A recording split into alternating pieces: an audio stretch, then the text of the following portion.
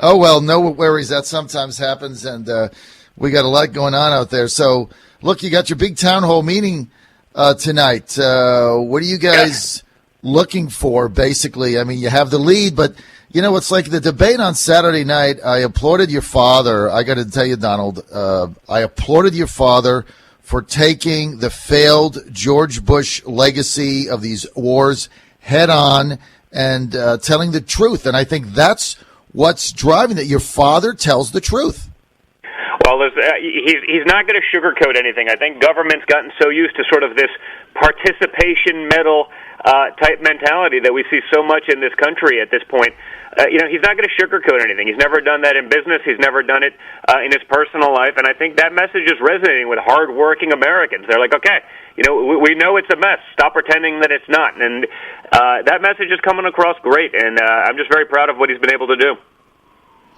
Give us a little bit of feel about the reaction now you're getting in South Carolina. I know that you're getting very big crowds there, but look, this is a former state, a former textile state that was very dependent on manufacturing jobs. The majority of those now gone away, so it's trying to retool itself. Your father's message of getting rid of these crazy trade deals, trying to bring manufacturing jobs back, how is that playing there? Well, listen, I think the numbers probably speak for themselves. I mean, it's playing well, but I think it's going to play well across the country. That's what we have to do. I mean, he's been a deal guy, and I've seen him make deals for the last 35 years. That's what he does. And, you have government politicians who've never negotiated a deal. They've never probably, half of them never even negotiated their own mortgage.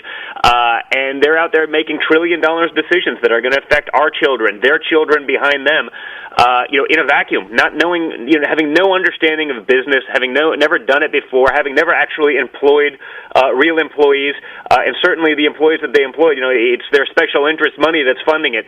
They've never had a vested interest in anything other than campaigning. And, I think the fact that my father doesn't have that, he has real-world experience. He's done this with his own money. He's employed tens of thousands of people whose livelihoods have depended on his success and the success of his company. That's a big difference. I mean, that message is really resonating. Those people see it. I see it, all across the country now that I've had the pleasure of traveling. Hardworking, blue-collar Americans are saying, this is the guy for us. This is the guy that's speaking to us. It's not about handouts. It's about getting these people the right opportunities to do things. And, I think it's going incredibly well. Look, at the end of the day, it's about getting jobs for real Americans in America, jobs that have been going away. And I think your father's been articulating that for some time. And I just want to get you to comment on this, Donald Trump Jr. One of the criticisms is that they say, well, your father has changed on some issues. But I see the opposite, because I've been fighting these battles with your father on trade going back to the 80s when he was, I think it was Donald Trump and me and Pat Buchanan were the only three Republicans in the face of the earth that said that NAFTA would be a disaster, that NAFTA would be a disaster. All the globalists were for it, all the establishment, the country club Republicans said it's proven to be a catastrophe. So, I found your father to be incredibly consistent on the critical issues of the day.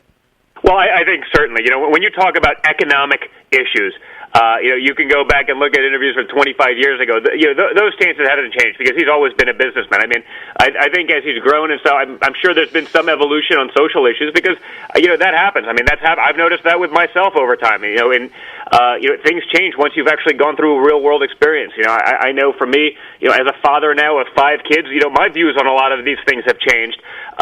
Personally, now that I've seen that and you've gone through some of this stuff. So, as it relates to the stuff that matters, as it relates to the economy, these sort of things that are, major issues for this country when we have, 19, almost $20 trillion in debt, he's been remarkably consistent. He's been more consistent than anyone, and frankly, he's the only one that's ever contributed to that actual economy.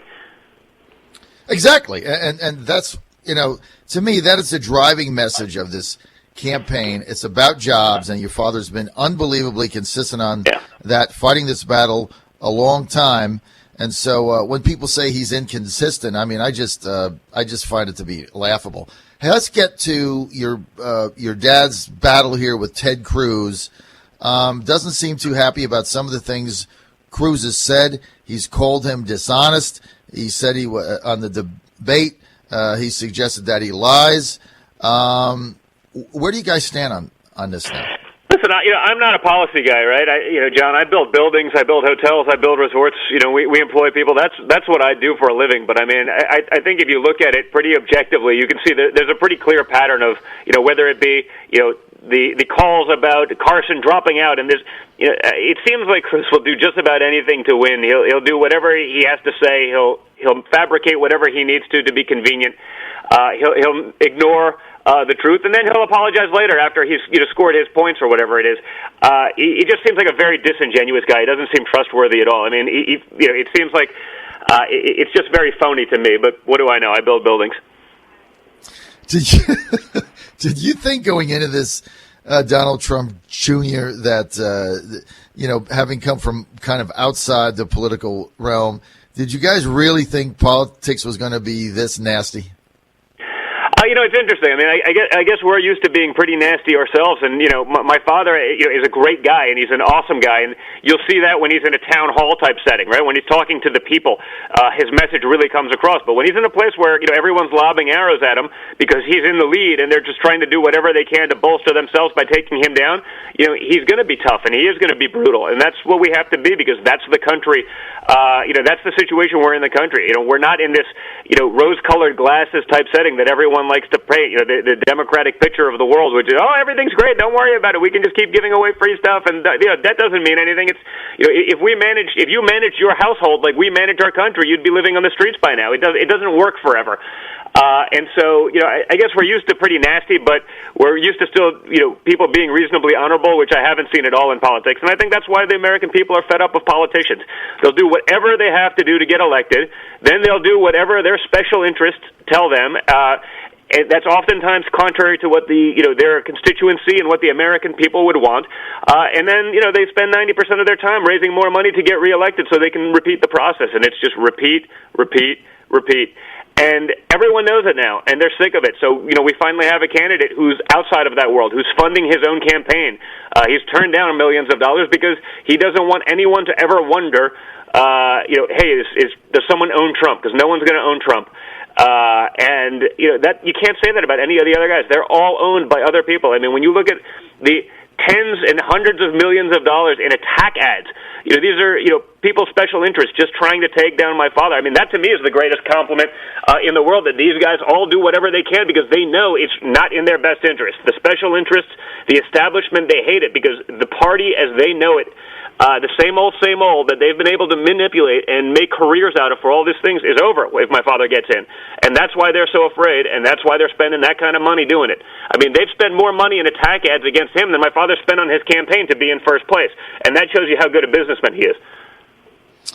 I'll tell you, that's really unbelievable. The amount of incoming fire your father is taking every day, whether it be from moderators in the debates or people on the debate stage. And now that you mentioned hundreds of millions of dollars in attack ads in Iowa, New Hampshire, and South Carolina, I mean, it defies a lot of logic that he would still be in the position that he's. Your father in the debate last week said that Saturday, I believe was Saturday night, said that he is not in favor of the Republicans confirming or going through the process of confirming a Supreme Court justice until there's a presidential election. I think that makes sense. Mitch McConnell came out on Saturday right after Judge Scalia passed and said, look, we have to wait. We're going to let the people decide. That was Sunday. By Tuesday, at least 4 Republicans had already caved into the Democrats. And it was a day and a half. I mean, Correct. Is this part of the problem here? It is. I mean, people, they talk about, and this is perhaps the ultimate irony, right? When they're saying, "Oh, Trump's not a true conservative." Meanwhile, they have their conservative values and they fold in about 2 seconds. You're not going to see that from my father, and I've seen him do this for 35 years, 40 years in his career. He gets deals done. He negotiates deals. He makes deals, but he does it on his terms. he's able to get along with everyone, but it still has to be on his terms, or he walks away. You've seen him do that in the past. This is one of the most important, probably if not the most important part of this whole election would be getting this next justice, because what the left does is they don't hire justices that actually read the Constitution. They hire people that legislate their liberal values, from the bench. The right doesn't do that. They'll put conservatives on there, but who will actually still look at the Constitution and read it for what it is. The left is much more devious about how they do that. So this is an incredibly important thing. And for these guys, these big guys, they talk about how tough they are in Washington, how conservative they are, and, they fold in 2 minutes. It's pathetic. It really is pathetic. And, I mean, you hit it on the head, and that's part of the issue why, people just feel betrayed. I was telling my audience earlier, Donald, that I was on a media conference call yesterday with Senator Chuck Schumer, your senator from where you live. I was on with Chuck Schumer and Connecticut Senator Richard Blumenthal. And this was a call with the media, and they had on the call MoveOn.org and some other left-wing organizations. Of course. And guess what? Chuck Schumer did the exact same thing and said the exact same thing in, 2006? Where he was like, we can't possibly do it. Wait till Obama's in there to make the nomination. But that's the hypocrisy of Washington. That's what these guys, their number one rule is do as I say, not as I do. And the American people are seeing through it. It's really sad. So these guys are saying, now we got to do it. He's got an extra, 300 days in the office and whatever. We would never do that, except for when it behooves us to do it. It's really sad. I mean, you can see the frustration I have with this because, again, I'm a builder, I'm a developer. That's what I do. I mean, I've been in politics for all of 3 weeks now. But, in that short amount, now, I've been a junkie, watching on the sidelines for many years. But, if you're not fed up, if you live in this country and you're not fed up with this, frankly, on both sides, it doesn't matter what position you're on, if you're not fed up, which is the Bernie Sanders effect. I mean, it's why he's done so well on the opposite side, because, people look at Hillary and say, really? It's statistically impossible for all of the controversy to not have any impact. It's not physically possible. And people say, everyone's going to be great. It's just sad to watch. And that's where this country is going. And I think that's why guys that are outsiders and guys like my father who will speak their mind, it's why he's doing so well, and it's why it's resonating, especially for us with, hard-working, blue-collar Americans that are like, what, this guy's saying what I'm thinking. This guy's actually speaking to me. Not speaking a soundbite, looking for, a two-line headliner in the media. It's resonating, and people are seeing it. It's a real movement. Well, there's no question it is, and I think many Republicans feel that they've been so betrayed. And I just want you to, when you see your father, just say that on this phone call with the media, Schumer said, look, 4 Republicans have already folded their tent, his words, folded their tent, and he said it's been 2 days. Imagine, he said, when we put pressure on some of these shaky Republicans, imagine how many will come to see it our way. I mean, that's what he said right on the call.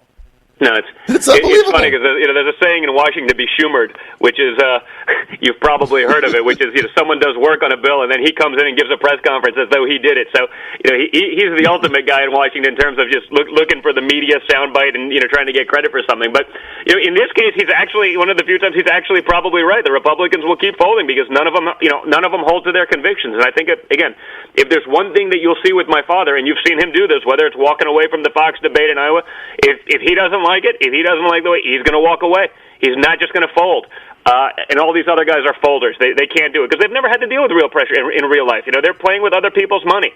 It's a very different situation than when you've done it your whole life, where there's actually stuff at stake. My father's employed tens of thousands of people whose livelihoods have depended on him, his company's success, his success. There's a big difference. There's actually something at stake.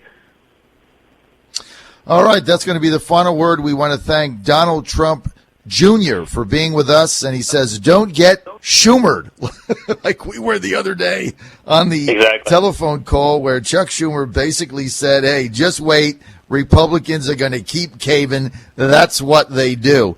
Not Donald Trump, though. Okay, Donald Trump Jr., thanks for being with us. We really appreciate the time. Have a good day. Good luck.